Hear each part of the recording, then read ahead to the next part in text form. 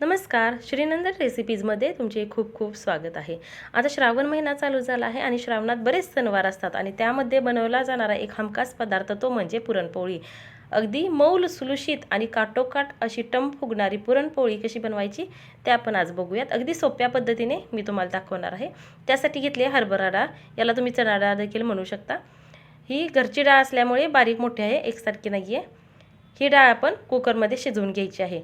ही डाळ मी भिजत न घालता डायरेक्ट शिजवून घेणार आहे. कुकरमध्ये आपण ही डाळ घेऊयात. 1.5 वाटी डाळ घेतली आहे. तुम्हाला जेवढ्या प्रमाणात बनवायची असेल तेवढे तुम्ही डाळ घेऊ शकता. ही डाळ आधी स्वच्छ आपण धुवून घ्यायची आहे. 2 ते 3 वेळा ही डाळ स्वच्छ धुवून घ्यायची आहे. नीट करून आधीच घेतली होती, आता फक्त धुवून घ्यायची आहे.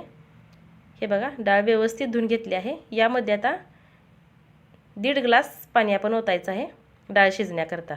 जास्त ओतायची गरज नाही, 1.5 ग्लास पाणी पुरेसं आहे. त्यामध्येच आता आपण तेल देखील घालणार आहे.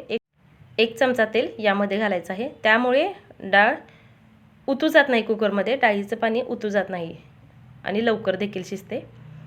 आता आपण कुकर बंद करून 5 ते 7 शिट्ट्या करायच्या आहेत. मंद आचेवरती 5 शिट्ट्या करून घेऊयात. 5 शिट्ट्यांवरती डाळ व्यवस्थित शिजते. डाळ शिजेपर्यंत आपण आता कणकीची तयारी करून घ्यायची आहे. कारण पोळ्यांची कणिक ही कमीत कमी 1 तास तरी भिजावी लागते. कणिक भिजवण्यासाठी मी 2 वाट्या गव्हाचं पीठ घेतलं आहे. त्यामध्ये चवीनुसार मीठ आणि अर्धा चमचा हळद घालायची आहे. हळदीमुळे फार छान कलर येतो पोळ्यांना. हे व्यवस्थित आधी मिक्स करून घेऊयात कोरडंच आणि नंतर यामध्ये थोड्या थोड्या प्रमाणात पाणी घालायचं आहे. एकदम पाणी नाही घालायचं, नाहीतर पातळ होईल कणिक. पोळ्यांची कणिक आपण मर्दूनच पातळ करायची आहे, त्यामुळे अगदी थोड्या प्रमाणात पाणी घेऊन कणिक मर्दायची आहे. हे बघा, अशा पद्धतीने अगदी थोडं पाणी घेऊन हाताने जितकी तुम्हाला ताकद लावता येईल तेवढी ताकद लावून हे मर्दून घ्यायचं आहे. पोळ्यांची कणिक ही जास्त घट्टही नसते आणि पातळही नसते. घट्ट झाली तर पोळ्यांमध्ये पुरण व्यवस्थित पसरत नाही आणि पातळ झाली तर पोळपाटाला चिकटते, पुरण आणि पोळी फाटते. ह्या अशा पद्धतीने आपण मर्दून व्यवस्थित घ्यायची आहे, बिना पाण्याचंच. पाणी जर लागलं तर हे अशा पद्धतीने अगदी थोडं थोडं घ्यायचं आहे आणि दोन्ही हातांनी व्यवस्थित त्याला चिंबवून घ्यायची आहे. कणिकेवरतीच पोळ्या फुगणे किंवा मऊ राहणे अवलंबून असतं, त्यामुळे कणिक तुम्हाला जितकी जास्त मरता येईल तेवढी मर्दून घ्या. आता वर तेव्हा आपण ह्या कणकीला मळून झाल्यानंतर तेलाचा हात लावायचा आहे, त्यामुळे ते कडक होत नाही. आता 1 तासभर ही कणिक आपण भिजत ठेवायची आहे.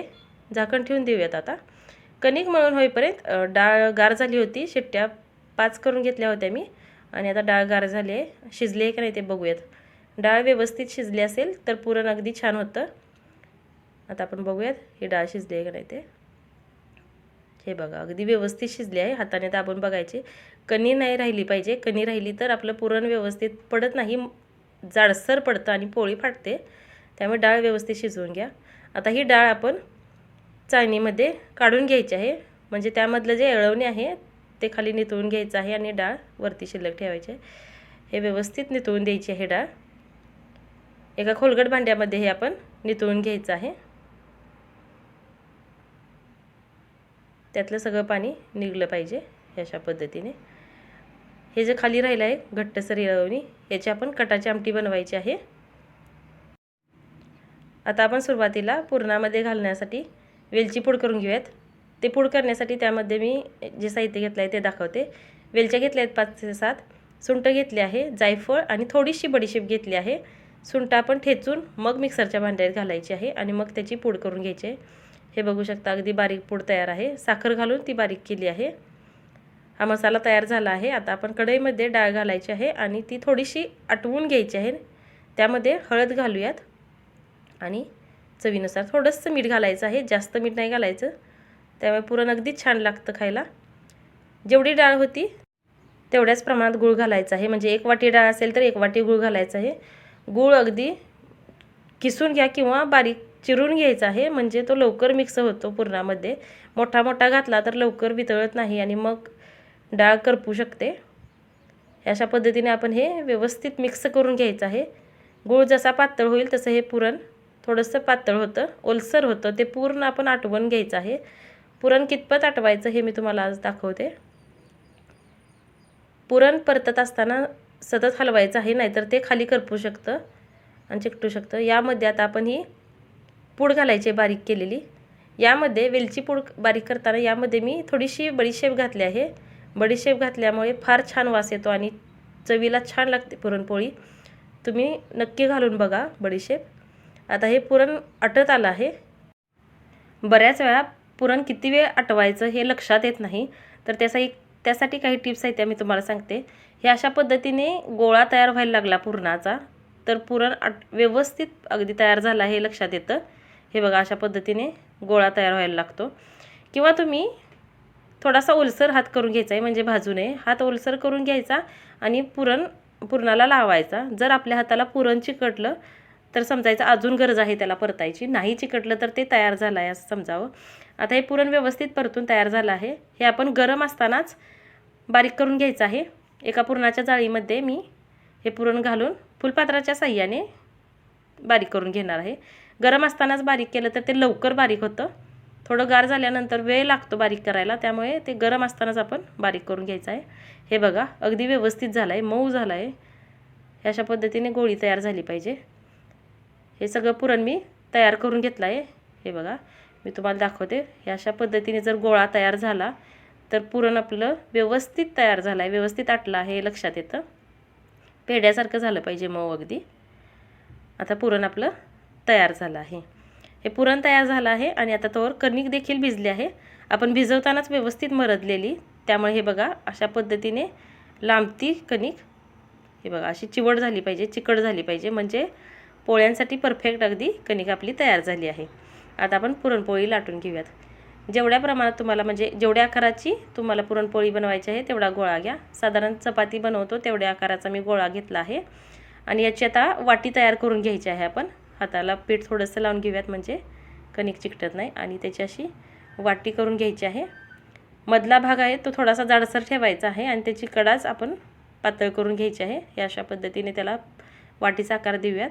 आणि जेवढी कणिक घेतली होती साधारण तेवढंच पुरण आपण घ्यायचं आहे. तुम्हाला जर जास्त पुरण आवडत नसेल तर थोडं कमी घेतलं तरी चालू शकते. हे बघा, जेवढी कणिक होती तेवढंच मी पुरणाचा गोळा घेतला आहे. तो आता यामध्ये असा ठेवायचा आहे आणि हाताने त्यामध्ये भरून घ्यायचा आहे. हे बघा, मी दाखवते तुम्हाला. ह्या अशा पद्धतीने तुम्ही त्याला आतमध्ये ढकलत गोळा बंद करून घ्यायचा आहे. आणि ही जी वर कणिक येईल, याचं बंद करताना जी वर कणिक येते ती काही लोक काढून टाकतात, तर तसं काढून टाकायचं नाही, नाहीतर पुरणाला कणिक कमी पडते आणि पोळी फाटू शकते. त्यामुळे ही जी जादाची कणिक आली आहे ती अशी त्यातच बसवायची आहे आणि पोळी लाटून घ्यायची आहे. हा आता गोळा व्यवस्थित तयार झाला आहे. आता ह्याची आपण हलक्या हाताने पोळी लाटून घ्यायची आहे. पोळी लाटताना अगदी हलक्या हाताने लाटायची आहे, नाहीतर ती फुटू शकते. हे बघा, मी तुम्हाला दाखवते. अशा पद्धतीने थोडंसं पीठ लावून घेऊयात. अशी फिरवत आपण पोळी लाटून घ्यायची आहे. तुम्हाला हवी तेवढी तुम्ही पातळ लाटू शकता. अशा पद्धतीने एकसारखी आपण ही पोळी लाटून घेऊयात. अशा पद्धतीने हलक्या हाताने लाटली तर पुरण व्यवस्थित पसरतं. हे बघा, सगळी पोळी लाटून तयार आहे. आता ही भाजून घेऊयात. फुल गॅसवरती भाजलं तरी काही हरकत नाही. हे बघा, एका साईडला असे थोडेसे फोड दिसायला लागले तरच आपण पलटायची आहे, त्याच्या आधी नाही पोळी पलटायची. आता ही तूप लावून घेऊयात. तूप किंवा तेल तुम्ही काही लावू शकता, तुम्हाला आवडेल ते. हे बघू शकता तुम्ही, पोळी अगदी काटोकाट व्यवस्थित फुगली आहे आणि फुटली देखील नाही. अगदी व्यवस्थित लाटता आली आहे पोळी. दोन्ही बाजूने आपण ही भाजून घ्यायची आहे.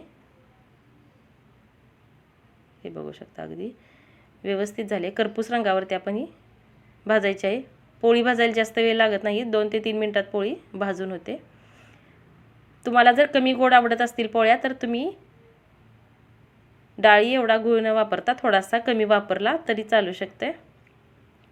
आता ही दोन्ही बाजूनी व्यवस्थित भाजली गेली आहे. ही आता आपण एका प्लेटमध्ये काढून घेऊयात. ही बघू शकता. अशाच पद्धतीने दुसरी एक पोळी मी तुम्हाला लाटून दाखवते. जेवढी कणिक घ्याल तेवढंच पुरण घ्यायचं आहे. सुरुवातीला कणकेची वाटी बनवून घ्यायची आहे आणि त्या वाटीमध्ये तेवढंच पुरण भरून घ्यायचं आहे. हे अशा पद्धतीने गोल फिरवत आपण पुरण त्यामध्ये बसवून घ्यायचं आहे आणि वर जी कणिक येईल ती त्यामध्येच मिटवून घ्यायची आहे. हे अशा पद्धतीने आपण हा गोळा बनवून घेतला आहे आणि पोळी तशीच हलक्या हाताने लाटायची आहे. गोल गोल फिरवत आपण पोळी लाटल्यामुळे सगळीकडून व्यवस्थित लाटली जाते आणि एकसारखी पातळ होते. नाहीतर एकीकडे जाड आणि एकीकडे पातळ असं नाही होत, पुरण व्यवस्थित पसरतं सगळीकडे. आता ही दुसरी पोळी देखील लाटून आपली तयार झाली आहे. ही देखील आपण त्याच पद्धतीने भाजायची आहे. एका साईडने थोडीशी पचल्यानंतरच आपण पोळी उलटायची आहे. सुरुवातीला आपण उलटणे नाही वापरायचं, पोळी उलटताना हातानेच उलटायची आहे. हे तूप लावून घेऊयात व्यवस्थित सगळीकडे आणि हे पलटून घेऊयात. हे बघा, ही देखील पोळी व्यवस्थित फुगली आहे. ह्या अशा पद्धतीनेच आपण राहिलेल्या सगळ्या पोळ्या करून घेऊयात. या व्हिडिओमध्ये तुम्हाला पुरणपोळी अगदी सोप्या पद्धतीने कशी बनवायची हे तुम्हाला दाखवले आहे.